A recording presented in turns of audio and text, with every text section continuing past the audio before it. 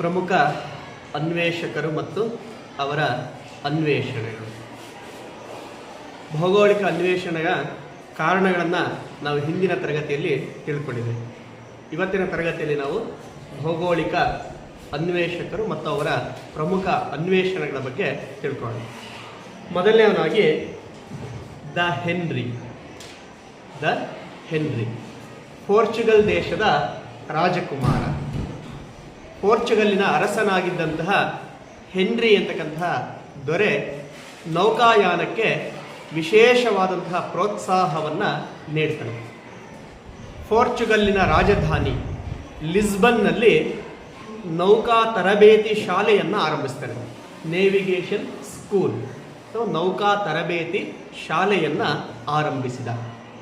ಮುಂದೆ ಭೌಗೋಳಿಕ ಅನ್ವೇಷಣೆಯಲ್ಲಿ ತೊಡಗಿದಂತಹ ನೂರಾರು ನಾವಿಕರು ಈ ಶಾಲೆಯಲ್ಲಿ ತರಬೇತಿಯನ್ನು ಪಡೆದು ಭೌಗೋಳಿಕ ಅನ್ವೇಷಣೆಗೆ ಸಿದ್ಧರಾಗ್ತಾರೆ. ಹೀಗೆ ನಾವಿಕರನ್ನು ತರಬೇತಿ ಮಾಡಲಿಕ್ಕಾಗಿಯೇ ಹೆನ್ರಿ ಲಿಸ್ಬನ್ ನಗರದಲ್ಲಿ ಏನನ್ನು ಸ್ಥಾಪಿಸ್ತಾ ಅಂತ ಹೇಳಿದ್ರೆ ನೌಕಾ ತರಬೇತಿ ಶಾಲೆಯನ್ನು ಆರಂಭವನ್ನು ಮಾಡ್ತಾನೆ. ಹಾಗೆಯೇ ನಾವಿಕರ ಮತ್ತು ಹಡಗಿನ ರಕ್ಷಣೆಗಾಗಿ ಸ್ಯಾಂಗ್ರೋಸ್ ಎಂಬ ಸ್ಥಳದಲ್ಲಿ ನೌಕಾ ಠಾಣೆಯನ್ನು ಆರಂಭವನ್ನು ಮಾಡ್ತಾನೆ. ಹೀಗೆ ನೌಕಾ ತರಬೇತಿ ಶಾಲೆಯನ್ನು ಆರಂಭಿಸಿದ, ನೌಕಾ ಠಾಣೆಯನ್ನು ಆರಂಭಿಸಿ ನಾವಿಕರನ್ನು ತಯಾರಿಸಿದ ಮತ್ತು ನಾವಿಕರ ರಕ್ಷಣೆಗಾಗಿ ಸೈನಿಕರನ್ನು ಸಿದ್ಧಗೊಳಿಸುವ ಕಾರ್ಯವನ್ನು ಮಾಡ್ತಾನೆ. ಆನಂತರ ಕ್ಯಾರೆವಲ್ ಎಂಬ ಬಲಿಷ್ಠ ಹಡಗಿನ ನಿರ್ಮಾಣವನ್ನು ಮಾಡ್ತಾನೆ. ಈಗ ನಾವಿಕರು ಸಿದ್ಧರಾದರು, ಸೈನಿಕರು ಸಿದ್ಧರಾದರು ಮತ್ತು ವಿಶ್ವ ಪ್ರದಕ್ಷಿಣೆಗೆ ಬೇಕಾದಂಥ ಹಡಗು ಅಂತಕ್ಕಂಥದ್ದು ಸಿದ್ಧ ಆಯಿತು. ಆನಂತರ ಅವನು ಭೂಪಟ ತಯಾರಕರನ್ನು ಕರೆಸ್ತಾನೆ. ಜಗತ್ತಿನ ಬೇರೆ ಬೇರೆ ದೇಶಗಳಿಂದ ಭೂಪಟ ತಯಾರಕರನ್ನು ಕರೆಸಿ ವಿಶ್ವದ ಭೂಪಟವನ್ನು ಸಿದ್ಧಗೊಳ್ಳುವಂತೆ ಮಾಡ್ತಾನೆ. ಆನಂತರ ಆಸ್ಟ್ರೋಲೇಬ್ ಎಂಬ ಉಪಕರಣವನ್ನು ತಯಾರಿಸಲಾಗುತ್ತೆ. ಅಕ್ಷಾಂಶ ಮತ್ತು ರೇಖಾಂಶಗಳನ್ನು ಅಳೆಯುವ ಮಾಪನ ಅದನ್ನು ತಯಾರಿ ಮಾಡಲಾಯಿತು. ಹಾಗೆಯೇ ಪುನರುಜ್ಜೀವನದ ವಿಜ್ಞಾನವು ದಿಕ್ಸೂಚಿ, ಆಸ್ಟ್ರೋಲೇಬ್ ಮುಂತಾದ ಉಪಕರಣಗಳನ್ನು ತಯಾರಿಸಿಕೊಡುತ್ತೆ. ಅವೆಲ್ಲವುಗಳನ್ನು ಎಲ್ಲಿಗೆ ತರಿಸಿಕೊಳ್ತಾನೆ ಅಂತ ಹೇಳಿದ್ರೆ ಪೋರ್ಚುಗಲ್ ದೇಶಕ್ಕೆ ತರಿಸಿಕೊಳ್ತಾನೆ. ಹೀಗೆ ನೌಕಾಯಾನಕ್ಕೆ ಬೇಕಾದಂಥ ಎಲ್ಲ ಸಿದ್ಧತೆಗಳನ್ನು ಯಾರು ಮಾಡಿದ ಅಂತ ಹೇಳಿದ್ರೆ ದ ಹೆನ್ರಿ ಅಂತಕ್ಕಂಥವ್ರು ಮಾಡ್ತಾನೆ. ಅವನ ಪ್ರಯತ್ನದ ಫಲವಾಗಿಯೇ ಭೌಗೋಳಿಕ ಅನ್ವೇಷಣೆ ಅಂತ ನಡೆಯುತ್ತೆ ಮತ್ತು ಪೋರ್ಚುಗಲ್ ದೇಶವೇ ಭೌಗೋಳಿಕ ಅನ್ವೇಷಣೆಯಲ್ಲಿ ತೊಡಗಿದ ಮೊದಲ ರಾಷ್ಟ್ರ ಎಂಬ ಹೆಸರಿಗೆ ಪಾತ್ರವಾಗುತ್ತೆ. ಇವನ ಪ್ರಯತ್ನದ ಫಲವಾಗಿ ಆಫ್ರಿಕಾದ ಸುಮಾರು 2000 ಕಿಲೋಮೀಟರ್ ಕರಾವಳಿ ಪ್ರದೇಶದ ಸಂಶೋಧನೆಯನ್ನು ಮಾಡಲಾಗುತ್ತೆ ಅಥವಾ ಅನ್ವೇಷಣೆಯನ್ನು ಮಾಡಲಾಗುತ್ತೆ. ಹೀಗೆ ದ ಹೆನ್ರಿಯ ಪ್ರಯತ್ನದ ಪರವಾಗಿ ಆಫ್ರಿಕಾದ ಕರಾವಳಿ ಪ್ರದೇಶ 2000 ಮೈಲಿಗೂ ಹೆಚ್ಚು ಕರಾವಳಿ ಪ್ರದೇಶ ಅಂತಕ್ಕಂಥದ್ದು ಸಂಶೋಧಿಸಲಾಯಿತು. ಹೀಗೆ ನೌಕಾಯಾನದಲ್ಲಿ ತೊಡಗಿ ನೌಕಾಯಾನಕ್ಕೆ ವಿಶೇಷವಾದ ಪ್ರೋತ್ಸಾಹವನ್ನು ದ ಹೆನ್ರಿ ಕೊಟ್ಟಿದ್ದರಿಂದಾಗಿ ಅವನಿಗೊಂದು ಬಿರುದಿತ್ತು, ದ ನೇವಿಗೇಟರ್, ನೌಕಾಯಾನ ಪ್ರವೀಣ ಎಂಬ ಬಿರುದನ್ನು ಅವನು ಪಡೆದುಕೊಂಡಿದ್ದ. ಇನ್ನು ಎರಡನೆಯವನು ಬಾರ್ತಿಲೋಮಿಯೋ ಡಯಾಸ್ ಅಂತಕ್ಕಂಥವನು. ಇವನು ಪೋರ್ಚುಗಲ್ ದೇಶದ ನಾವಿಕ. ಇವನು ಯಾವ ದೇಶಕ್ಕೆ ಸೇರಿದವನು ಅಂತ ಹೇಳಿದ್ರೆ ಪೋರ್ಚುಗಲ್ ದೇಶಕ್ಕೆ ಸೇರಿದವನು. ಇವನು ಲಿಸ್ಬನ್ನಿನ ನೌಕಾಶಾಲೆಯಲ್ಲಿ ತರಬೇತಿಯನ್ನು ಪಡಿತಾನೆ. ಲಿಸ್ಬನ್ನಿನ ನೌಕಾಶಾಲೆಯಲ್ಲಿ ತರಬೇತಿಯನ್ನು ಪಡೆದು ಆನಂತರ ಅವನು ಭೌಗೋಳಿಕ ಅನ್ವೇಷಣೆಗೆ ಹೊರಡ್ತಾನೆ. 1487ರಲ್ಲಿ ಕೇಪ್ ಆಫ್ ಗುಡ್ ಹೋಪ್, ಅದನ್ನು ಮೊದಲು ಕೇಪ್ ಆಫ್ ಸ್ಟಾರ್ಮ್ಸ್ ಅಂತೇಳಿ ಕರೆಯಲಾಗ್ತಾ ಇತ್ತು. ಆ ಕೇಪ್ ಆಫ್ ಸ್ಟಾರ್ಮ್ಸ್ ಅನ್ನು ಅವನು ಕಂಡುಹಿಡಿತಾನೆ. ಹೀಗೆ ಬಾರ್ತಿಲೋಮಿಯೋ ಡಯಾಸ್ 1487ರಲ್ಲಿ ಕೇಪ್ ಆಫ್ ಸ್ಟಾರ್ಮ್ಸ್ ಎಂಬ ಭೂಶಿರವನ್ನು ಕಂಡುಹಿಡಿತಾನೆ. ಆಫ್ರಿಕಾದ ತುತ್ತ ತುದಿ ಅಂತೇಳಿ ಅದನ್ನು ಕರೀತೇವೆ, ಕೇಪ್ ಆಫ್ ಸ್ಟಾರ್ಮ್ಸ್. ಅವನು ನೌಕಾಯಾನವನ್ನು ಕೈಗೊಂಡಂತಹ ವೇಳೆಯಲ್ಲಿ ಅಲ್ಲಿ ಪ್ರಚಂಡ ಚಂಡಮಾರುತಗಳು ಬೀಸ್ತಾ ಇದ್ವು. ಹಾಗಾಗಿನೇ ಅಲೆಗಳು ಎತ್ತರಕ್ಕೆ ಏರ್ತಾ ಇದ್ವು. ಹಾಗಾಗಿನೇ ಅದನ್ನು ಅವನು ಏನಂತ ಕರೆದ ಅಂತ ಹೇಳಿದ್ರೆ ಕೇಪ್ ಆಫ್ ಸ್ಟಾರ್ಮ್ಸ್ ಅಂತೇಳಿ ಅದನ್ನು ಕರೀತಾನೆ. ಪ್ರಚಂಡ ಚಂಡಮಾರುತಗಳ ಭೂಶಿರ ಅಂತೇಳಿ ಅದನ್ನು ಕರೆದ. ಅವನು ಕಂಡು ಹಿಡಿದಂತಹ ಈ ಕೇಪ್ ಆಫ್ ಸ್ಟಾರ್ಮ್ಸ್ ಅಂತಕ್ಕಂಥದ್ದು ಮುಂದೆ ಭಾರತಕ್ಕೆ ಜಲಮಾರ್ಗವನ್ನು ಕಂಡು ಹಿಡಿಯಲು ಪ್ರೇರಣೆಯನ್ನು ಒದಗಿಸುತ್ತೆ. ಹಾಗಾಗಿನೇ ಆ ಭೂಶಿರಕ್ಕೆ ಕೇಪ್ ಆಫ್ ಗುಡ್ ಹೋಪ್ ಅಂತೇಳಿ ಕರೆಯಲಾಯಿತು. ಆ ಕೇಪ್ ಆಫ್ ಸ್ಟಾರ್ಮ್ಸ್ ಅನ್ನೇ ಮುಂದೆ ಏನಂತ ಕರೆದ್ರು ಅಂತ ಹೇಳಿದ್ರೆ ಕೇಪ್ ಆಫ್ ಗುಡ್ ಹೋಪ್ ಅಂತೇಳಿ ಕರೀತಾರೆ. ಕೇಪ್ ಆಫ್ ಗುಡ್ ಹೋಪ್ ಅಂತ ಹೇಳಿದ್ರೆ ಭರವಸೆಯ ಭೂಶಿರ, ಭರವಸೆಯ ಭೂಶಿರ ಅಂತೇಳಿ ಕರೀತಾರೆ.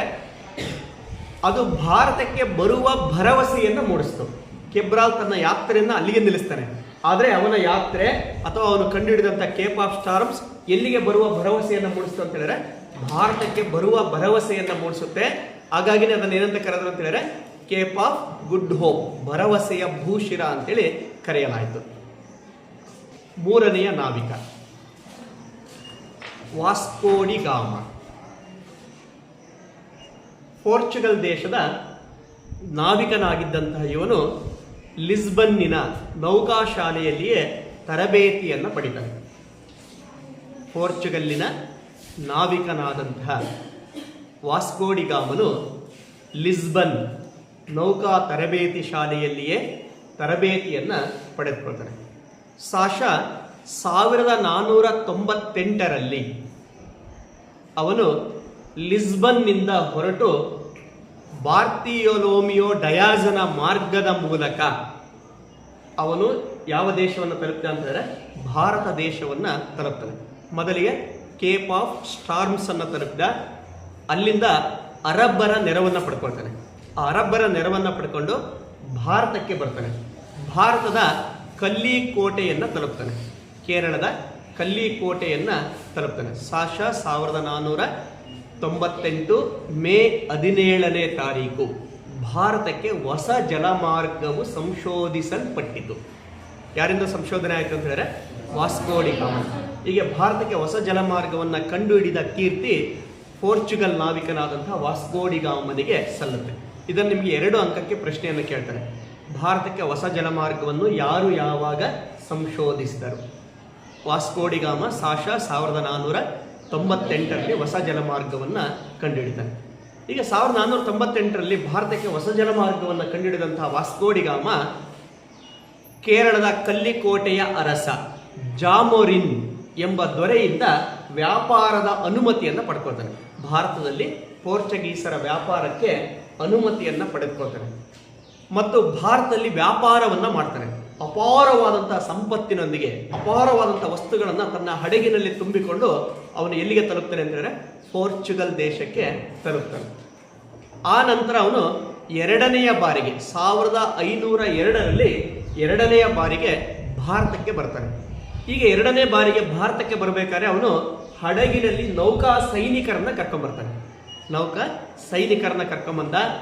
ಅವನಿಗೆ ಕೇಪ್ ಆಫ್ ಗುಡ್ ಹೋಪ್ನಿಂದ ಭಾರತಕ್ಕೆ ಬರಲಿಕ್ಕೆ ಮಾರ್ಗವನ್ನು ತೋರಿಸಿದಂತಹ ಅರಬ್ಬರನ್ನ ದಮನವನ್ನು ಮಾಡ್ತಾನೆ. ಅವರೊಂದಿಗೆ ಯುದ್ಧವನ್ನು ಮಾಡಿ ಅರಬ್ಬರನ್ನ ಏನು ಮಾಡ್ದ ಅಂತ ಹೇಳಿದ್ರೆ ಸದೆ ಬಡಿದ, ಅವರನ್ನ ದಮನವನ್ನ ಮಾಡ್ದ.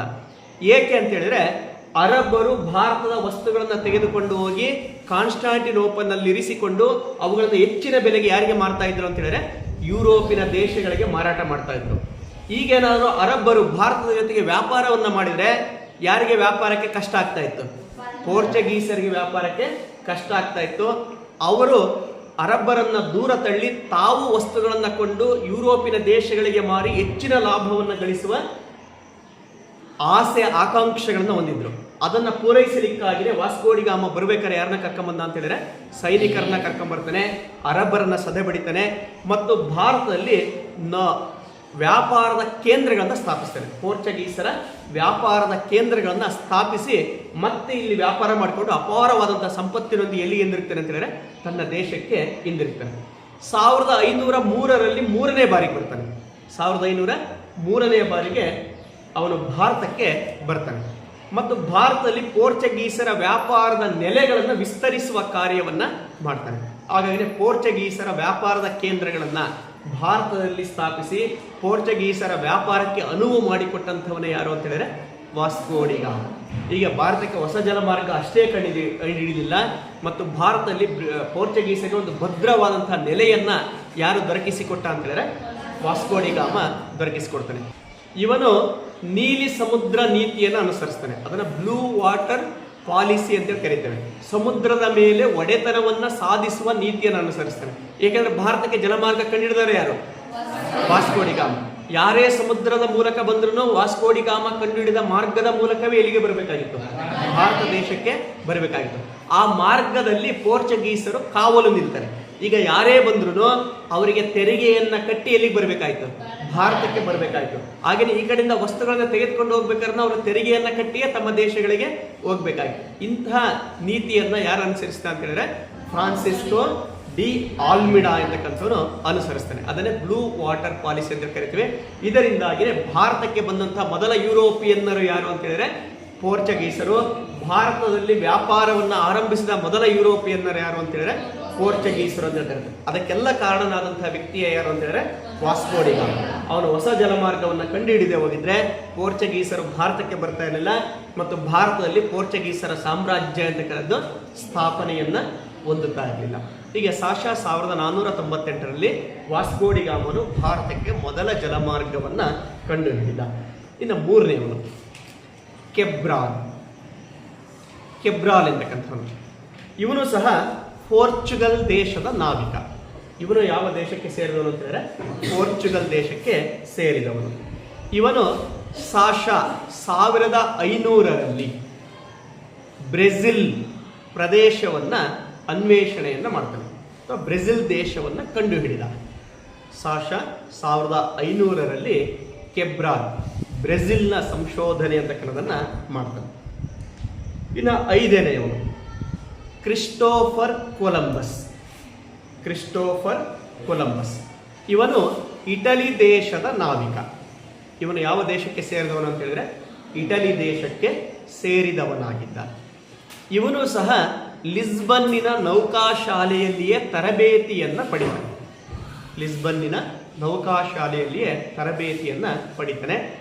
ಮತ್ತು ಇವನು ಭಾರತವನ್ನ ಸಂಶೋಧಿಸಬೇಕು ಅಂತೇಳಿ ಹೊರಡ್ತಾನೆ. ಸಂತ ಮರಿಯಾ, ನೀನಾ ಮತ್ತು ಪಿಂಟಾ ಎಂಬ 3 ಹಡಗುಗಳಲ್ಲಿ ಅವನು ಪ್ರಯಾಣವನ್ನ ಆರಂಭಿಸ್ತಾನೆ. ಇಟಲಿ ದೇಶದಿಂದ ಅವನು 3 ಹಡಗುಗಳನ್ನು ಬಳಸಿಕೊಂಡು ತನ್ನ ಪ್ರಯಾಣವನ್ನ ಆರಂಭಿಸ್ತ. ಸಂತ ಮರಿಯಾ, ನೀನಾ ಮತ್ತು ಪಿಂಟಾ. ಇದನ್ನು ನಿಮಗೆ 2 ಮಾರ್ಕ್ಸ್ ಕೇಳ್ತಾರೆ. ಕೊಲಂಬಸ್ ಬಳಸಿದ ಹಡಗುಗಳನ್ನು ಹೆಸರಿಸಿ ಅಂತೇಳಿ. ಕೊಲಂಬಸ್ ಒಟ್ಟು 3 ಹಡಗುಗಳನ್ನು ಬಳಕೆ ಮಾಡ್ತಾನೆ. ಒಂದು ಸಂತ ಮರಿಯಾ, ನೀನಾ ಮತ್ತು ಪಿಂಟಾ. ಈ 3 ಹಡಗುಗಳಲ್ಲಿ ಅವನು ತನ್ನ ಪ್ರಯಾಣವನ್ನ ಯಾವ ಕಡೆಗೆ ಆರಂಭಿಸ್ತಾನೆ ಅಂತ ಹೇಳಿದ್ರೆ ಭಾರತದ ಕಡೆಗೆ ಆರಂಭವನ್ನ ಮಾಡ್ತಾನೆ. ಆದರೆ ಅವನು ದಾರಿಯನ್ನು ತಪ್ತಾನೆ. ಅವನು ಭಾರತಕ್ಕೆ ಬರಲಿಲ್ಲ, ಬದಲಾಗಿ ಅವನು ಅಮೇರಿಕಾ ಕೆರೆಬಿಯನ್ ಪ್ರದೇಶಗಳ ಕಡೆಗೆ ಹೋಗ್ತಾನೆ. ಕೆರೆಬಿಯನ್ ಪ್ರದೇಶಗಳಿಗೆ ತಾನು ಪ್ರಯಾಣ ಅಂತಕ್ಕನ್ನೋದನ್ನ ಮಾಡ್ತಾನೆ. 69 ದಿನಗಳ ಅತ್ಯಂತ ಕಷ್ಟದ ಪ್ರಯಾಣದ ನಂತರ ಅವನು ಹೋಗಿ ಎಲ್ಲಿ ತಲುಪಿದ ಅಂತ ಹೇಳಿದ್ರೆ ಕೆರೆಬಿಯನ್ ಕ್ಯೂಬಾ ದ್ವೀಪವನ್ನು ಹೋಗಿ ತಲುಪ್ತಾನೆ. ಆ ಕ್ಯೂಬಾ ದ್ವೀಪವನ್ನು ಅವನು ಕಂಡುಹಿಡಿತಾನೆ. ಆ ನಂತರ ಅಲ್ಲಿಂದ ತನ್ನ ಪ್ರಯಾಣವನ್ನ ಮುಂದುವರಿಸ್ತಾನೆ ಮತ್ತು ಅವನು ಈಸ್ಟ್ ಇಂಡೀಸ್ ದ್ವೀಪಗಳನ್ನು ಕಂಡುಹಿಡಿತಾನೆ. ಕ್ಯೂಬಾದ ನಂತರ ಈಸ್ಟ್ ಇಂಡೀಸ್ ದ್ವೀಪಗಳನ್ನು ಕಂಡುಹಿಡಿದ. ಅಲ್ಲಿನ ಜನರು ನೋಡಲಿಕ್ಕೆ ಕೆಂಪುಗೆ ಇದ್ರು. ತಾನು ಕಂಡುಹಿಡಿದಂಥ ಪ್ರದೇಶವನ್ನು ಅವನು ಏನಂದ್ಕೊಂಡ ಅಂತ ಹೇಳಿದ್ರೆ ಇಂಡಿಯಾ ಅಂದ್ಕೊಂಡ.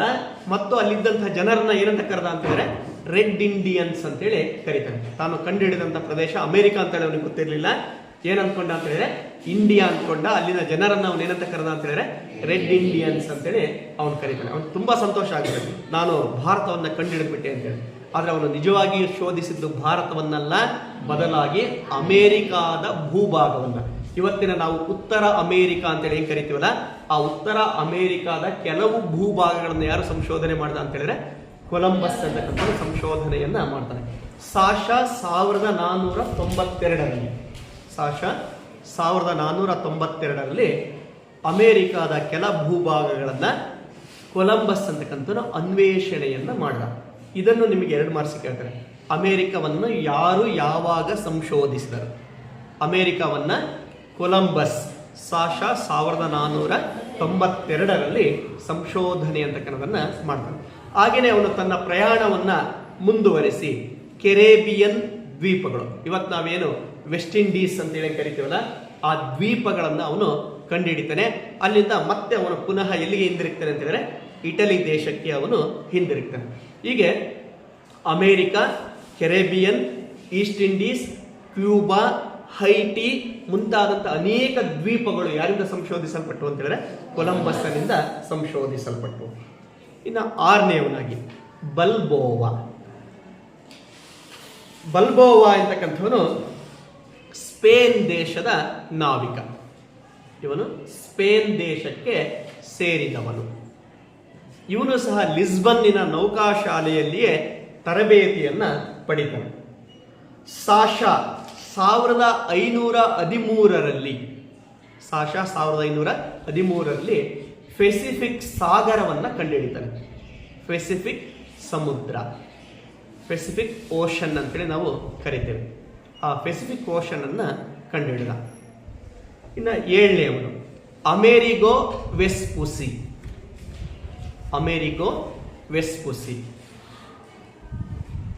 ಇವನು ಇಟಲಿ ದೇಶದ ನಾವಿಕ. ಇವನು ಸಹ ಯಾವ ದೇಶದವನು ಅಂತ ಹೇಳಿದ್ರೆ ಇಟಲಿ ದೇಶದ ನಾವಿಕನಾಗಿದ್ದ. ಇವನು ಕೊಲಂಬಸ್ಸನ ಮಾರ್ಗವನ್ನು ಬಳಸಿ ತನ್ನ ಪ್ರಯಾಣವನ್ನು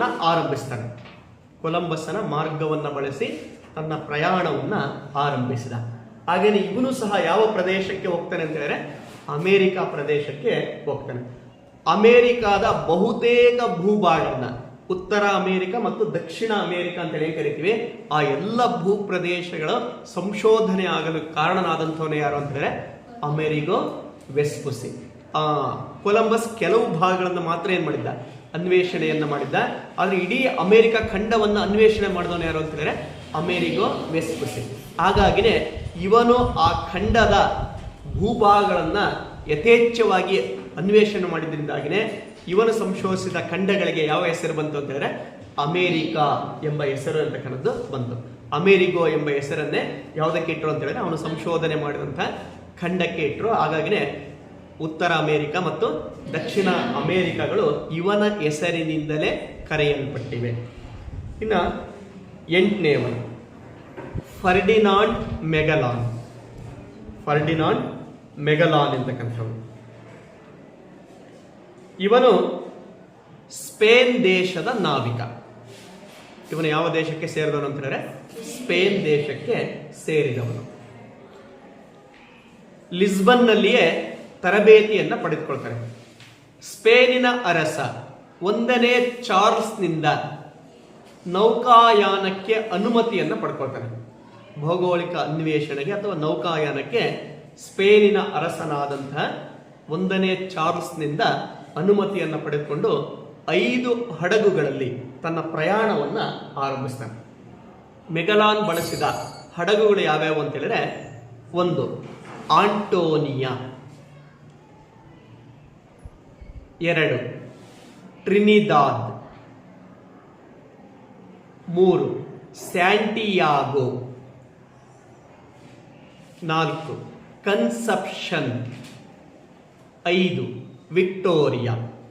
ಹೀಗೆ 5 ಹಡಗುಗಳನ್ನು ಬಳಸಿ ಆಂಟೋನಿಯಾ, ಕನ್ಸೆಪ್ಷನ್, ಟ್ರಿನಿದಾದ್, ಸ್ಯಾಂಟಿಯಾಗೋ ಮತ್ತು ವಿಕ್ಟೋರಿಯಾ ಎಂಬ 5 ಹಡಗುಗಳನ್ನು ಬಳಸಿಕೊಂಡು ತನ್ನ ಪ್ರಯಾಣವನ್ನು ಆರಂಭವನ್ನು ಮಾಡ್ತಾನೆ. ಸಾಶಾ 1519ರಲ್ಲಿ ಶಾಂತ ಸಾಗರವನ್ನು ತಲುಪ್ತಾನೆ. ಶಾಂತ ಸಾಗರ. ಅಲ್ಲಿಂದ ಅವನು 105 ದಿನಗಳ ಕಾಲ ಕಠಿಣ ನೌಕಾಯಾನವನ್ನು ಕೈಗೊಳ್ತಾನೆ. ಪ್ರಾಕೃತಿಕ ವಿಕೋಪಗಳನ್ನು ಅವನು ಎದುರಿಸಬೇಕಾಗಿ ಬರುತ್ತೆ. ಅನೇಕ ಪ್ರಾಕೃತಿಕ ಅವಘಡಗಳನ್ನು ಎದುರಿಸ್ತಾನೆ. ಸಾಕಷ್ಟು ಕಷ್ಟದ ಪ್ರಯಾಣದ ನಂತರ ಅವನು ಫಿಲಿಪೈನ್ಸ್ ದ್ವೀಪವನ್ನು ತಲುಪ್ತಾನೆ. 105 ದಿನಗಳ ಅತ್ಯಂತ ಪ್ರಯಾಸದಾಯಕವಾದಂತಹ ಕಷ್ಟದ ಪ್ರಯಾಣದ ನಂತರ ಅವನು ಫಿಲಿಪೈನ್ಸ್ ದ್ವೀಪವನ್ನು ತಲುಪ್ತಾನೆ. ಆ ಫಿಲಿಪೈನ್ಸ್ ದ್ವೀಪವನ್ನು ತಲುಪಿದಂತಹ ಮೆಗಲಾನನಿಗೆ ಮತ್ತೊಂದು ಆತಂಕ ಎದುರಾಗುತ್ತೆ. ಫಿಲಿಪೈನ್ಸಿನ ಸ್ಥಳೀಯರು ಇವರ ಹಡಗುಗಳ ಮೇಲೆ ದಾಳಿಯನ್ನು ನಡೆಸ್ತಾರೆ. ಅವರೀರ್ವರ ನಡುವೆ, ಫಿಲಿಪೈನ್ಸಿನ ಸ್ಥಳೀಯ ಜನರ ನಡುವೆ ಮತ್ತು ಮೆಗಲಾನಿನ ಹಡಗಿನಲ್ಲಿದ್ದಂತಹ ಜನರ ನಡುವೆ ಏನಾಯ್ತು ಅಂತ ಹೇಳಿದ್ರೆ ಯುದ್ಧ ಆಗುತ್ತೆ. ಆ ಯುದ್ಧದಲ್ಲಿ ಅನೇಕ ಜನರು ಕೊಲೆ ಆಗ್ತಾರೆ ಮತ್ತು 4 ಹಡಗುಗಳು ಸಂಪೂರ್ಣವಾಗಿ ನಾಶ ಆಗ್ತವೆ. ವಿಕ್ಟೋರಿಯಾ ಒಂದು ಹಡಗನ್ನ ಬಿಟ್ಟು ಉಳಿದ 4 ಹಡಗುಗಳು ಏನಾದ್ರು ಅಂತ ಹೇಳಿದ್ರೆ ನಾಶ ಅಂತಕ್ಕನ್ನೋದನ್ನ ಹೊಂದುತ್ತವೆ. ಮೆಗಲಾನನು ಕೊಲೆಯಾಗ್ತಾನೆ. ಆ ಯುದ್ಧದಲ್ಲಿ ಯಾರು ಕೊಲೆ ಆಗ್ತಾನೆ ಅಂತ ಹೇಳಿದ್ರೆ ಮೆಗಲಾನನು ಕೊಲೆ ಆಗ್ತಾನೆ. ಸ್ಕರ್ವಿ ಎಂಬ ರೋಗಕ್ಕೆ ತುತ್ತಾಗಿ ಹಲವು ಜನ ಮರಣವನ್ನ ಹೊಂದುತ್ತಾರೆ. ಚರ್ಮ ಸುಕ್ಕುಗಟ್ಟುವ, ರಕ್ತ ಹೆಪ್ಪುಗಟ್ಟುವ ರೋಗಕ್ಕೆ ಸುತ್ತಾಗಿ ಅವನ ಅನೇಕ ಸಂಗಡಿಗರು ಮರಣವನ್ನು ಹೊಂದಿರ್ತಾರೆ. ಕೊನೆಗೆ ಮೆಗಲಾನನು ಸಹ ಫಿಲಿಪೈನ್ಸಿನ ಸ್ಥಳೀಯರೊಡನೆ ನಡೆದಂತಹ ಯುದ್ಧದಲ್ಲಿ ಅವನು ಏನಾದ ಅಂತ ಹೇಳಿದ್ರೆ ಮರಣವನ್ನ ಹೊಂದುತ್ತಾನೆ. ಹೀಗೆ ಒಂದೇ ಹಡಗು ಉಳಿತು, ಕೆಲವೇ ಜನ ಪ್ರಯಾಣಿಕರು ಅಂತಕ್ಕಂಥವ್ರು ಉಳ್ಕೊಂಡ್ರು. ಆಗ ಸಹ ನಾವಿಕನಾಗಿದ್ದಂಥ ಡೆಲ್ ಕೆನಾನ್ ಎಂತಕ್ಕಂಥವನು ವಿಕ್ಟೋರಿಯಾ ಹಡಗಿನಲ್ಲಿ ಅಳಿದುಳಿದ ಸಾಮಾನುಗಳನ್ನು ತುಂಬಿಕೊಳ್ತಾನೆ. 4 ಹಡಗುಗಳಲ್ಲಿ ಅಳಿದುಳಿದಂಥ ಸಾಮಗ್ರಿಗಳೇನಿದ್ವು ಅವೆಲ್ಲವುಗಳನ್ನು ವಿಕ್ಟೋರಿಯಾ ಹಡಗಿನಲ್ಲಿ ತುಂಬಿಕೊಂಡು ಅಳಿದುಳಿದವರನ್ನ ಅದರಲ್ಲಿ ಕೂರಿಸಿಕೊಂಡು ತನ್ನ ಪ್ರಯಾಣವನ್ನ ಅವನು ಮುಂದುವರಿಸ್ತಾನೆ. ಮತ್ತು ವಿಕ್ಟೋರಿಯಾ ಹಡಗಿನ ಮೂಲಕ ಅವನು ಇಡೀ ಪ್ರಪಂಚವನ್ನ ಒಂದು ಪ್ರದಕ್ಷಿಣೆಯನ್ನ ಹಾಕಿ ಎಲ್ಲಿಗೆ ಹೋಗಿ ತಲುಪ್ತಾನೆ ಅಂತ ಹೇಳಿದ್ರೆ ಸ್ಪೇನ್ ದೇಶವನ್ನ ಹೋಗಿ ತಲುಪ್ತಾನೆ. ಇದರಿಂದ ಜಗತ್ತಿಗೆ 2 ಸತ್ಯಗಳು ಗೊತ್ತಾದವು. ಒಂದು, ಭೂಮಿ ದುಂಡಾಗಿದೆ. ಭೂಮಿ ಅಂತಕ್ಕನ್ನೋದು ಚಪ್ಪಟೆಯಾಗಿಲ್ಲ, ಬದಲಾಗಿ ಹೇಗಿದೆ ಅಂತ ಹೇಳಿದ್ರೆ ದುಂಡಾಗಿದೆ ಎಂಬ ಸತ್ಯ ಗೊತ್ತಾಯಿತು. ಏಕೆ ಅಂತ ಹೇಳಿದ್ರೆ ಮೆಗಲಾನ್ ಸ್ಪೇನ್ನಿಂದ ಹೊರಟು ಡೆಲ್ ಕೆನಾನ್ ಅದನ್ನ ಪ್ರಯಾಣವನ್ನ ಮುಂದುವರಿಸಿ ಮತ್ತೆ ಹೋಗಿ ಎಲ್ಲಿ ತಲುಪಿದ್ರು? ಸ್ಪೇನನ್ನೇ ಹೋಗಿ ತಲುಪಿದ್ರು. ಹಾಗಾಗಿನೇ ಭೂಮಿ ದುಂಡಾಗಿದೆ ಎಂಬ ಸತ್ಯ ಜಗತ್ತಿಗೆ ಗೊತ್ತಾಯಿತು. ಹಾಗೇನೆ ವಿಕ್ಟೋರಿಯಾ ಹಡಗು ವಿಶ್ವವನ್ನ ಪ್ರದಕ್ಷಿಣೆ ಮಾಡಿದ ಮೊದಲ ಹಡಗು ಎಂಬ ಕೀರ್ತಿಗೆ ಪಾತ್ರವಾಯಿತು. ವಿಕ್ಟೋರಿಯಾ ಹಡಗೆ ವಿಶ್ವವನ್ನ ಪ್ರದಕ್ಷಿಣೆ ಮಾಡಿದಂತಹ ಮೊಟ್ಟ ಮೊದಲ ಹಡಗಾಗಿದೆ. ಮತ್ತು ಆ ನೌಕಾಯಾನಕ್ಕೆ ಕಾರಣನಾದಂತಹ ನಾವಿಕನ ಯಾರು ಅಂತ ಹೇಳಿದ್ರೆ ಮೆಗಲಾನ್ ಅಂತಕ್ಕಂಥ. ಇದನ್ನು ನಿಮಗೆ 2 ಅಂಕಕ್ಕೆ ಪ್ರಶ್ನೆಯನ್ನು ಕೇಳ್ತಾರೆ. ಮೆಗಲಾನ್ ಬಳಸಿದ ಹಡಗುಗಳನ್ನು ಹೆಸರಿಸಿ. ಮೆಗಲಾನ್ ಒಟ್ಟು ಎಷ್ಟು ಹಡಗುಗಳನ್ನು ಬಳಸ್ತಾನೆ ಅಂತ ಹೇಳಿದ್ರೆ 5 ಹಡಗುಗಳನ್ನು ಬಳಸ್ತಾನೆ. ಇನ್ನು ಅದರ ಬಗ್ಗೆ ಬರುವಂತಹ ಮತ್ತೊಂದು ಪ್ರಶ್ನೆ ಅಂತ ಹೇಳಿದ್ರೆ ವಿಶ್ವವನ್ನ ಪ್ರದಕ್ಷಿಸಿದ ಮೊದಲ ಹಡಗು ಯಾವುದು? ನಾವಿಕ ಯಾರು? ವಿಶ್ವವನ್ನು ಪ್ರದಕ್ಷಿಣೆ ಮಾಡಿದ ಮೊದಲ ಹಡಗು ವಿಕ್ಟೋರಿಯಾ ಮತ್ತು ನಾವಿಕ ಮೆಗಲಾನ್ ಅಂತಕ್ಕಂಥ. ಅವನ ಮರಣವನ್ನು ಹೊಂತಾನೆ. ಅವನ ಪ್ರಯಾಣವನ್ನ ಡೆಲ್ ಕೆನಾನ್ ಮುಂದುವರಿಸಿದ್ರು. ಇಡೀ ವಿಶ್ವದ ಪ್ರದಕ್ಷಿಣೆಯ ಕಾರಣನಾದಂತಹ ನಾವಿಕನೇ ಯಾರು ಅಂತ ಹೇಳಿದ್ರೆ ಮೆಗಲಾನ್. ಹಾಗಾಗಿ ಅವನ ಹೆಸರನ್ನೇ ನಾವು ಹೇಳ್ತೇವೆ. ಹೀಗೆ ವಿಶ್ವವನ್ನ ಪ್ರದಕ್ಷಿಣೆ ಮಾಡಿದ ಮೊದಲ ಹಡಗು ವಿಕ್ಟೋರಿಯಾ ಮತ್ತು ನಾವಿಕ ಯಾರು ಅಂತ ಹೇಳಿದ್ರೆ ಮೆಗಲಾನ್ ಅಂತಕ್ಕಂಥ. ಹೀಗೆ ಮೆಗಲಾನನ ನೌಕಾಯಾನ ಅಂತಕ್ಕಂಥದ್ದು ವಿಶ್ವ ದುಂಡಾಗಿದೆ ಎಂಬ ಪರಿಕಲ್ಪನೆಗೆ ಬಲವನ್ನು ಕುಂತು ವಿಶ್ವ ದುಂಡಾಗಿದೆ ಎಂಬ ಸತ್ಯವನ್ನು ಜಗತ್ತಿಗೆ ಪರಿಚಯಿಸುವ ಕಾರ್ಯವನ್ನ ಮಾಡ್ತಾರೆ. ಇನ್ನು ಜಾನ್ ಪ್ಲಾವೋ ಅಂತಕ್ಕಂಥವನು. ಜಾನ್ ಪ್ಲಾವೋ ಇವನು ಫ್ರಾನ್ಸ್ ದೇಶದ ಒಬ್ಬ ಪಾದ್ರಿ. ಫ್ರಾನ್ಸ್ ದೇಶದವನು. ಇವನು ಮಂಗೋಲಿಯಾ ಎಂಬ ದೇಶವನ್ನು ಪತ್ತೆ ಹಚ್ತಾನೆ. ಮಂಗೋಲಿಯಾ ದೇಶವನ್ನು ಸಂಶೋಧಿಸಿದ. ಏಷ್ಯಾದಲ್ಲೇ ಬರ್ತಕ್ಕಂಥ, ಚೀನಾದ ಪಕ್ಕದಲ್ಲೇ ಇರ್ತಕ್ಕಂಥ ಒಂದು ದೇಶ ಯಾವುದು ಅಂತ ಹೇಳಿದ್ರೆ ಮಂಗೋಲಿಯಾ. ಆ ಮಂಗೋಲಿಯಾ ದೇಶವನ್ನು ಇವನು ಕಂಡುಹಿಡಿತಾನೆ. ಜೇಮ್ಸ್ ಕುಕ್ ಅಂತಕ್ಕಂಥವನು. ಜೇಮ್ಸ್ ಕುಕ್ ಇಂಗ್ಲೆಂಡ್ ದೇಶದ ನಾವಿಕ. ಇಂಗ್ಲೆಂಡ್ ದೇಶದ ನಾವಿಕ. ಇವನು 1772ರಲ್ಲಿ ಆಸ್ಟ್ರೇಲಿಯಾ ದೇಶವನ್ನು ಕಂಡುಹಿಡಿತಾನೆ, ಅಥವಾ ಆಸ್ಟ್ರೇಲಿಯಾ ಖಂಡವನ್ನು ಕಂಡುಹಿಡಿತಾನೆ. ಮೊದಲಿಗೆ ಜಗತ್ತು ಅಂತ ಹೇಳಿದ್ರೆ ಏಷ್ಯಾ, ಆಫ್ರಿಕಾ ಮತ್ತು ಯುರೋಪ್ ಇದಷ್ಟೇ ಪ್ರಪಂಚ ಆಗಿತ್ತು, ವಿಶ್ವ ಆಗಿತ್ತು. ಈಗ ನೌಕಾಯಾನ ಕೈಗೊಂಡಿದ್ದರಿಂದಾಗಿನೇ ಉತ್ತರ ಅಮೇರಿಕಾ ಖಂಡ, ದಕ್ಷಿಣ ಅಮೇರಿಕಾ ಖಂಡಗಳು ಪತ್ತೆ ಆದವು. ಹಾಗಾಗಿ ವಿಶ್ವ ಅಂತ ಹೇಳಿದ್ರೆ 5 ಖಂಡ ಆಗಿತ್ತು. 1777ರಲ್ಲಿ ಜೇಮ್ಸ್ ಕುಕ್ ಅಂತಕ್ಕಂಥವ್ರು ಆಸ್ಟ್ರೇಲಿಯಾ ಖಂಡವನ್ನು ಕಂಡುಹಿಡಿದ. ಹಾಗಾಗಿ ಖಂಡಗಳ ಸಂಖ್ಯೆ ಎಷ್ಟಾಯ್ತು ಅಂತ ಹೇಳಿದ್ರೆ 6ಕ್ಕೆ ಹೆಚ್ಚಿತು. ಇನ್ನು ಆಮುಂಡ್ಸನ್ ಅಂತಕ್ಕಂಥವನು. ಆಮುಂಡ್ಸನ್ ಡೆನ್ಮಾರ್ಕ್ ದೇಶದ ನಾವಿಕ. ಆಮುಂಡ್ಸನ್ ಇವನು 1912ರಲ್ಲಿ ದಕ್ಷಿಣ ಧ್ರುವ ಪ್ರದೇಶವನ್ನು ಕಂಡುಹಿಡಿತಾನೆ. 1912 12ರಲ್ಲಿ ದಕ್ಷಿಣ ಧ್ರುವವನ್ನು ಕಂಡುಹಿಡಿದ. ರಾಬರ್ಟ್ ಪೆರಿ ಅಂತಕ್ಕಂಥವನು, ರಾಬರ್ಟ್ ಪೆರಿ 1928ರಲ್ಲಿ ಉತ್ತರ ಧ್ರುವ ಪ್ರದೇಶವನ್ನು ಕಂಡುಹಿಡಿತಾನೆ. 1928ರಲ್ಲಿ ಉತ್ತರ ಧ್ರುವ ಪ್ರದೇಶವನ್ನು ಇವನು ಕಂಡುಹಿಡಿದ. ಹಾಗಾಗಿ ಜಗತ್ತಿನ 7ನೆಯ ಖಂಡ ಇವರಿಬ್ಬರಿಂದ ಸಂಶೋಧನೆಗೆ ಒಳಗಾಗುತ್ತೆ. ಅದನ್ನೇ ನಾವು ಅಂಟಾರ್ಟಿಕಾ ಅಂತೇಳಿ ಕರಿತೇವೆ. ಉತ್ತರ ಮತ್ತು ದಕ್ಷಿಣ ಧ್ರುವಗಳನ್ನು ಒಳಗೊಂಡಂತಹ ಖಂಡವೇ ಯಾವುದು ಅಂತ ಹೇಳಿದ್ರೆ ಅಂಟಾರ್ಟಿಕಾ. ಆ ಎರಡೂ ಖಂಡಗಳನ್ನು ಸಂಶೋಧಿಸಿದ ಕೀರ್ತಿ ಅಮುಂಡ್ಸನ್ ಮತ್ತು ರಾಬರ್ಟ್ ಪೆರಿಗೆ ಸೇರುತ್ತೆ. ಡೆನ್ಮಾರ್ಕ್ ಮತ್ತು ನಾರ್ವೆ ದೇಶದ ನಾವಿಕರಾಗಿದ್ದಂಥ ಇವರು ಆ ಅಂಟಾರ್ಟಿಕಾ ಖಂಡದ ಸಂಶೋಧನೆಯನ್ನು ಮಾಡ್ತಾರೆ. ಹಾಗೆ ಇಡೀ ಪ್ರಪಂಚ ಅನ್ವೇಷಿಸಲ್ಪಡ್ತು.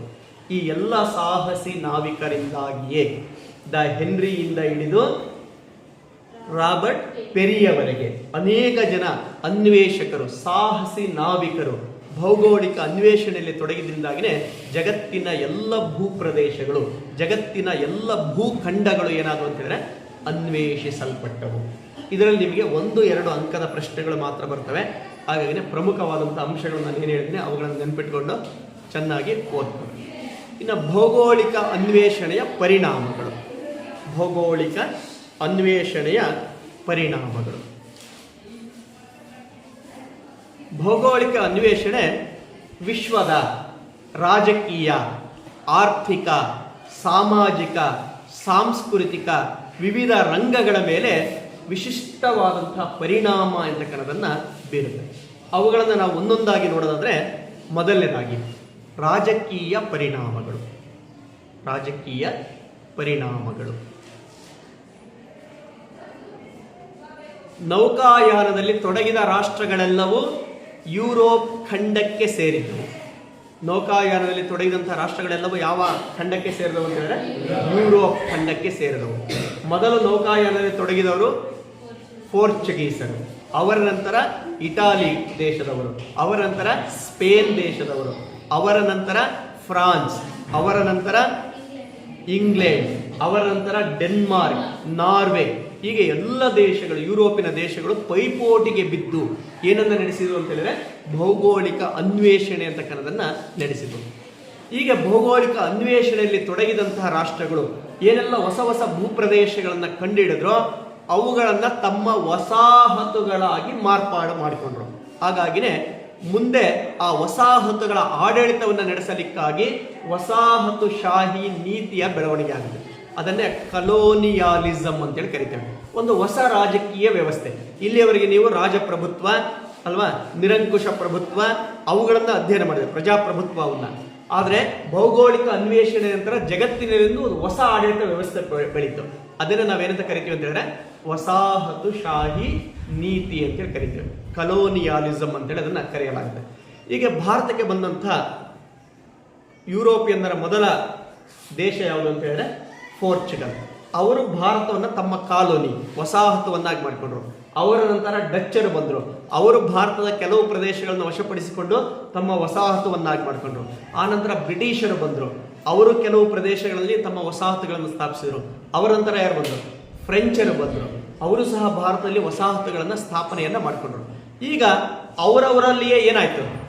ಪೈಪೋಟಿ ಅಂತಕ್ಕನ್ನೋದು ಆರಂಭ. ವಸಾಹತುಗಳ ವಿಸ್ತರಣೆಗಾಗಿ ಪೈಪೋಟಿ ಅಂತಕ್ಕನ್ನೋದು ಆರಂಭ ಆಗುತ್ತೆ. ಈಗ ವಸಾಹತುಶಾಹಿ ನೀತಿ ವಸಾಹತುಗಳ ವಿಸ್ತರಣೆಗೆ ಪೈಪೋಟಿಯನ್ನು ಆರಂಭಿಸುವಂತೆ ಮಾಡುತ್ತೆ. ಇದರಿಂದಾಗಿ ವಸಾಹತು ಯುದ್ಧಗಳು ಆರಂಭ ಆಗ್ತವೆ. ಕಲೋನಿಯಲ್ ವಾರ್ಸ್ ಅಂತೇಳಿ ಅವುಗಳನ್ನು ಕರೀತಾರೆ. ವಸಾಹತು ಯುದ್ಧಗಳು ಅಂತಕ್ಕಂಥವು ಆರಂಭ ಆದವು. ಫ್ರಾನ್ಸ್ ಮತ್ತು ಇಂಗ್ಲೆಂಡ್ ಬದ್ಧ ವೈರಿ ರಾಷ್ಟ್ರಗಳಾಗ್ತವೆ.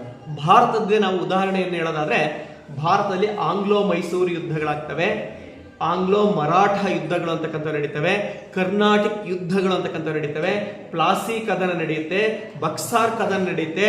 ಆ ಎಲ್ಲ ಯುದ್ಧಗಳಲ್ಲಿ ಭಾರತೀಯರ ಪರವಾಗಿ ಒಂದು ಪಕ್ಷವನ್ನು ಬ್ರಿಟಿಷರು ವಹಿಸಿದರೆ ಮತ್ತೊಂದು ರಾಜಕೀಯ ಪಕ್ಷವನ್ನು ಯಾರು ವಹಿಸಿದ್ರು ಅಂತ ಹೇಳಿದ್ರೆ ಫ್ರೆಂಚರು ವಹಿಸ್ತಾರೆ. ಹಾಗಾಗಿ ಅನೇಕ ವಸಾಹತು ಯುದ್ಧಗಳು ನಡೀಲಿಕ್ಕೆ ಕಾರಣ ಆಯಿತು. ಇದು ಕೇವಲ ಭಾರತದ ಉದಾಹರಣೆ ಅಷ್ಟೇ. ಹೀಗೆ ಜಗತ್ತಿನಾದ್ಯಂತ ಯಾವ ನಡೆದು ಅಂತ ಹೇಳಿದ್ರೆ ವಸಾಹತು ಯುದ್ಧಗಳು ಅಂತಕ್ಕಂಥವು ನಡೀತವೆ. ಇದರಿಂದಾಗಿ ಸಾಮ್ರಾಜ್ಯಶಾಹಿ ನೀತಿಯ ಬೆಳವಣಿಗೆ ಆಗುತ್ತೆ. ಯಾರು ಯುದ್ಧದಲ್ಲಿ ಗೆದ್ರೋ ಅವರು ವಸಾಹತುಗಳನ್ನು ಏನು ಮಾಡ್ತಾ ಹೋದ್ರು? ವಿಸ್ತರಣೆಯನ್ನ ಮಾಡ್ತಾ ಹೋದ್ರು. ಹಾಗಾಗಿನೇ ಅವರು ಸಾಮ್ರಾಜ್ಯಗಳನ್ನ ಕಟ್ತಾ ಹೋಗ್ತಾರೆ. ಹಾಗಾಗಿನೇ ಮತ್ತೊಂದು ಹೊಸ ರಾಜಕೀಯ ವ್ಯವಸ್ಥೆ ಬೆಳೀತು. ಅದನ್ನೇ ನಾವೇನಂತ ಕರಿತೀವಿ ಅಂತಂದ್ರೆ ಇಂಪೀರಿಯಾಲಿಸಂ ಅಥವಾ ಸಾಮ್ರಾಜ್ಯಶಾಹಿ ನೀತಿ ಅಂತ ಹೇಳೋದನ್ನ ಕರಿತೀವಿ. ಹೀಗೆ ಜಿದ್ದಿಗೆ ಬಿದ್ದಂತೆ ಯುರೋಪಿನ ದೇಶಗಳು ತಮ್ಮ ಸಾಮ್ರಾಜ್ಯಗಳ ವಿಸ್ತರಣೆಯಲ್ಲಿ ತೊಡಗಿದ್ವು. ಅದರಲ್ಲೆಲ್ಲ ಅಂತಿಮವಾಗಿ ಯಶಸ್ವಿಯಾದವರು ಯಾರು ಅಂತ ಹೇಳಿದ್ರೆ ಇಂಗ್ಲೆಂಡ್ ದೇಶ. ಫ್ರೆಂಚರನ್ನ ಸೋಲಿಸಿದ್ರು, ಡಚ್ಚರನ್ನ ಸೋಲಿಸಿದ್ರು, ಹಾಗೇನೆ ಇಟಾಲಿಯನ್ನರನ್ನು ಸೋಲಿಸಿದ್ರು, ಪೋರ್ಚುಗೀಸರನ್ನು ಸೋಲಿಸಿದ್ರು. ಕೊನೆಗೆ ವಿಶ್ವದಾದ್ಯಂತ ಯಾರು ಸಾಮ್ರಾಜ್ಯವನ್ನ ಕಟ್ತಾರೆ ಅಂತ ಹೇಳಿದ್ರೆ ಬ್ರಿಟಿಷರು ತಮ್ಮ ಸಾಮ್ರಾಜ್ಯವನ್ನ ಕಟ್ತಾರೆ. ಹಾಗಾಗಿನೇ ಇಂಗ್ಲೆಂಡ್ ದೇಶವನ್ನ ಸೂರ್ಯ ಮುಳುಗದ ಸಾಮ್ರಾಜ್ಯ ಅಂತೇಳಿ ಕರೆಯಲಾಗಿದೆ. ಇಂಗ್ಲೆಂಡ್ ದೇಶವನ್ನು ಏನಂತ ಕರೆಯೋದು ಅಂತ ಹೇಳಿದ್ರೆ ಸೂರ್ಯ ಮುಳುಗದ ಸಾಮ್ರಾಜ್ಯ. ಏಕೆ ಅಂತ ಹೇಳಿದ್ರೆ ಏಷ್ಯಾದಲ್ಲಿ ಸೂರ್ಯ ಮುಳುಗ್ತಾ ಇದ್ರೆ ಅಮೆರಿಕದಲ್ಲಿ ಅವರ ಸೂರ್ಯ ಏನಾಗ್ತಾ ಇದೆ, ಸಾಮ್ರಾಜ್ಯದ ಸೂರ್ಯ ಉದಯ ಆಗ್ತಾ ಇದೆ. ಅಂದ್ರೆ ಬೇರೆ ಬೇರೆ ಖಂಡಗಳಲ್ಲಿ ಬೇರೆ ಬೇರೆ ಟೈಮ್ ಇರುತ್ತೆ. ಒಂದು ಖಂಡದಲ್ಲಿ ಇಂಗ್ಲೆಂಡಿನ ಸೂರ್ಯ ಮುಳುಗ್ತಾ ಇದ್ರೆ ಮತ್ತೊಂದು ಖಂಡದಲ್ಲಿ ಸೂರ್ಯ ಏನಾಗ್ತಾ ಇದ್ದ, ಉದಯಿಸ್ತಾ ಇದ್ದ. ಹಾಗೆಯೇ ಸೂರ್ಯ ಮುಳುಗದ ದೇಶ ಯಾವ್ದಾಯ್ತು ಅಂತ ಹೇಳಿದ್ರೆ ಇಂಗ್ಲೆಂಡ್. ಸೂರ್ಯ ಮುಳುಗದ ಸಾಮ್ರಾಜ್ಯವನ್ನ ಅವರು ಕಟ್ಟಿದರು. ಇಡೀ ಜಗತ್ತಿನ ಎಲ್ಲ ಸಮುದ್ರಗಳ ಮೇಲೆ ತಮ್ಮ ಒಡೆತನವನ್ನ ಸಾಧಿಸಿದರು.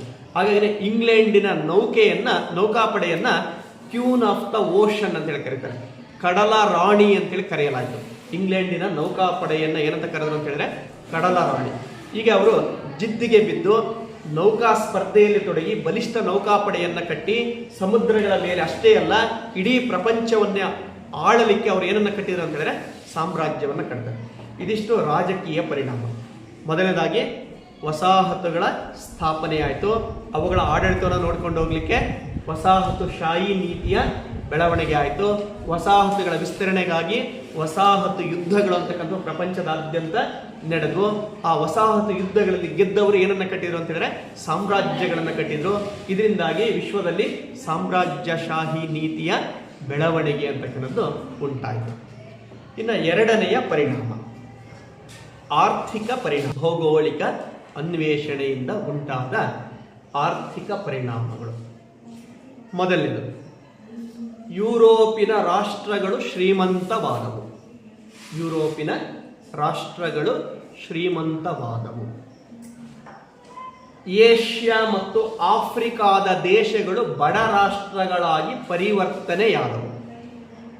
ಯುರೋಪಿನ ರಾಷ್ಟ್ರಗಳೆಲ್ಲವೂ ಏನಾದವು ಅಂತ ಹೇಳಿದ್ರೆ ಶ್ರೀಮಂತ ಆದವು. ಎಲ್ಲೆಲ್ಲಿ ಅವರು ವಸಾಹತುಗಳನ್ನು ಸ್ಥಾಪಿಸಿದ್ರೋ ಆ ಎಲ್ಲ ದೇಶಗಳು ಏನಾದವು, ಬಡ ರಾಷ್ಟ್ರಗಳಾಗಿ ಮಾರ್ಪಾಡನ್ನ ಹೊಂದಿತು. ಯುರೋಪಿಯನ್ನರು ಭಾರತಕ್ಕೆ ಬರುವಕ್ಕಿಂತ ಮುಂಚೆ ಭಾರತ ಶ್ರೀಮಂತವಾದಂತಹ ರಾಷ್ಟ್ರ, ರಫ್ತು ಕೇಂದ್ರಿತವಾದಂತಹ ರಾಷ್ಟ್ರ. ಅಂತಹ ರಾಷ್ಟ್ರವನ್ನ ಬಡ ರಾಷ್ಟ್ರವನ್ನಾಗಿ ಮತ್ತು ಆಮದು ಕೇಂದ್ರಿತ ರಾಷ್ಟ್ರವನ್ನಾಗಿ ಯಾರು ಪರಿವರ್ತಿಸಿದ್ರು ಅಂತ ಹೇಳಿದ್ರೆ ಯುರೋಪಿನ ರಾಷ್ಟ್ರಗಳು ಮಾಡ್ತಾರೆ. ಅಂದ್ರೆ ತಾವೆಲ್ಲೆಲ್ಲಿ ವಸಾಹತುಗಳನ್ನು ಸ್ಥಾಪಿಸಿರೋ ಆ ವಸಾಹತುಗಳಿದ್ದಂತಹ ಸಂಪತ್ತನ್ನೆಲ್ಲವನ್ನು ಅವ್ರು ಏನ್ ಮಾಡಿರೋ ಅಂತ ಹೇಳಿದ್ರೆ ದೋಚ್ತಾರೆ. ಅವುಗಳನ್ನ ಆರ್ಥಿಕವಾಗಿ ಶೋಷಣೆಯನ್ನ ಮಾಡ್ತಾರೆ ಮತ್ತು ಆ ಸಂಪತ್ತಿನಿಂದ ಅವರು ಶ್ರೀಮಂತಿಕೆ ಅಂತಕ್ಕಂಥದ್ದನ್ನ ಪಡ್ಕೊಳ್ತಾರೆ. ಹೀಗೆ ಯುರೋಪಿನ ರಾಷ್ಟ್ರಗಳು ಶ್ರೀಮಂತ ಹಾಗೂ ಏಷ್ಯಾದ ರಾಷ್ಟ್ರಗಳು ಮತ್ತು ಆಫ್ರಿಕಾದ ರಾಷ್ಟ್ರಗಳು ಏನಾದ್ರು ಅಂತಂದ್ರೆ ಬಡ ರಾಷ್ಟ್ರಗಳಾಗಿ ಪರಿವರ್ತನೆ ಆದವು. ಇನ್ನು ಎರಡನೇ ಅಂಶ, ಆರ್ಥಿಕ ಶೋಷಣಾ ನೀತಿ. ಆರ್ಥಿಕ ಶೋಷಣಾ ನೀತಿ ಅಥವಾ ಅದನ್ನ ವಾಣಿಜ್ಯಶಾಹಿ ನೀತಿ ಅಂತಲೂ ಕರೀತಾರೆ. ಆರ್ಥಿಕ ಶೋಷಣಾ ನೀತಿ ಅಥವಾ ವಾಣಿಜ್ಯಶಾಹಿ ನೀತಿ. ವಸಾಹತುಗಳಿರುವುದೇ ತಾಯ್ನಾಡಿನ ಲಾಭಕ್ಕಾಗಿ ಎಂಬ ನೀತಿಯನ್ನು ಅನುಸರಿಸ್ತಾರೆ. ವಸಾಹತುಗಳಿರುವುದೇ ತಾಯ್ನಾಡಿನ ಲಾಭಕ್ಕಾಗಿ. ಈಗ ಭಾರತ ಒಂದು ವಸಾಹತು ಆಗಿತ್ತು ಅಲ್ವಾ? ಹಾಗಾದ್ರೆ ಭಾರತ ಇರುವುದು ಯಾರ ಲಾಭಕ್ಕಾಗಿ? ಇಂಗ್ಲೆಂಡಿನ ಲಾಭಕ್ಕಾಗಿ, ಫ್ರಾನ್ಸಿನ ಲಾಭಕ್ಕಾಗಿ, ಡಚ್ಚರ ಲಾಭಕ್ಕಾಗಿ, ಪೋರ್ಚುಗೀಸರ ಲಾಭಕ್ಕಾಗಿ ಎಂಬ ನೀತಿಯನ್ನು ಅನುಸರಿಸ್ತಾರೆ. ಇಲ್ಲಿ ಸಿಕ್ಕಿದ್ದನ್ನೆಲ್ಲವನ್ನು ಅವ್ರು ಏನ್ ಮಾಡಿದ್ರು ಅಂತ ಹೇಳಿದ್ರೆ ದೋಚರು. ಇಲ್ಲಿನ ಕಚ್ಚಾ ವಸ್ತುಗಳನ್ನೆಲ್ಲ ತಮ್ಮ ಕೈಗಾರಿಕೆಗಳಿಗೆ ಪೂರೈಸಿ ಅಲ್ಲಿ ಅವುಗಳನ್ನು ಸಿದ್ಧ ವಸ್ತುಗಳನ್ನಾಗಿ ಮಾಡಿ ಪುನಃ ಭಾರತಕ್ಕೆ ತಂದು ಮಾರಾಟ ಮಾಡಿ ಭಾರತವನ್ನ ಏನ್ ಮಾಡಿದ್ರು, ತಮ್ಮ ಮಾರುಕಟ್ಟೆಯನ್ನಾಗಿ ಪರಿವರ್ತನೆ ಅಂತಕ್ಕನ್ನೋದನ್ನ ಮಾಡ್ಕೊಳ್ತಾರೆ. ಈಗ ನಾವು ಕಚ್ಚಾ ವಸ್ತುಗಳನ್ನು ಕಳ್ಕೊಂಡ್ವಿ, ಅದರ ಜೊತೆಗೆ ಸಿದ್ಧ ವಸ್ತುಗಳನ್ನ ಹೆಚ್ಚಿನ ಬೆಲೆಯನ್ನ ಕೊಟ್ಟು ಕೊಂಡ್ಕೊಂಡು ಯಾರಿಗೆ ಲಾಭ ಮಾಡಿದ್ವಿ? ಯುರೋಪಿನ ದೇಶಗಳಿಗೆ ಲಾಭ ಮಾಡಿದ್ವಿ. ಇದನ್ನು ನಾವು ಆರ್ಥಿಕ ಶೋಷಣ ನೀತಿ ಅಂತ ಕರಿತೀವಿ. ಮುಂದುವರ್ಷ ಹೋದಾಗ ಇದ್ರ ಬಗ್ಗೆ ನೀವು ಹೆಚ್ಚು ತಿಳ್ಕೊಳ್ತೀರಿ, ಯಾವ್ಯಾವ ಮಾರ್ಗದಲ್ಲಿ ಯಾವ್ಯಾವ ರೂಪದಲ್ಲಿ ಅವರು ಭಾರತದ ಶೋಷಣೆಯನ್ನ ಮಾಡಿರುವಂತೆ. ಯುರೋಪಿಯನ್ನರಿಗೆ ದರೋಡೆಯ ಆಟದ ಮೈದಾನಗಳಾದವು. ವಸಾಹತುಗಳು ಏನಾಗಿ ಮಾರ್ಪಟ್ಟು ಅಂತ ಹೇಳಿದ್ರೆ ಯುರೋಪಿಯನ್ನರ ದರೋಡೆಯ ಆಟದ ಮೈದಾನಗಳಾಗಿ ಮಾರ್ಪಾಡನ್ನು ಹೊಂದುತ್ತವೆ. ದರೋಡೆಕೋರರು ಬಂದರು ತಮಗೆ ಸಿಕ್ಕಿದ್ದನ್ನೆಲ್ಲವನ್ನು ಹೇಗೆ ಬಾಚಿಕೊಂಡು ಹೋಗ್ತಾರೋ ಹಾಗೆ ಯುರೋಪಿನ ದೇಶಗಳೆಲ್ಲವೂ ಏಷ್ಯಾ ಮತ್ತು ಆಫ್ರಿಕಾದಲ್ಲಿ ಸಿಕ್ಕಿದ್ದನ್ನೆಲ್ಲವನ್ನು ಏನ್ ಮಾಡಿದ್ವಿ ಅಂತ ಹೇಳಿದ್ರೆ ಬಾಚಿಕೊಂಡು ಹೋಗ್ತವೆ. ಹಾಗಾಗಿ ಅವರು ಶ್ರೀಮಂತರಾಗಿ ಬೆಳವಣಿಗೆಯನ್ನ ಹೊಂದುತ್ತಾರೆ. ಇನ್ನು ಮೂರನೇ ಅಂಶ ಬಂಡವಾಳಶಾಹಿ ನೀತಿಯ ಬೆಳವಣಿಗೆ. ಬಂಡವಾಳಶಾಹಿ ನೀತಿ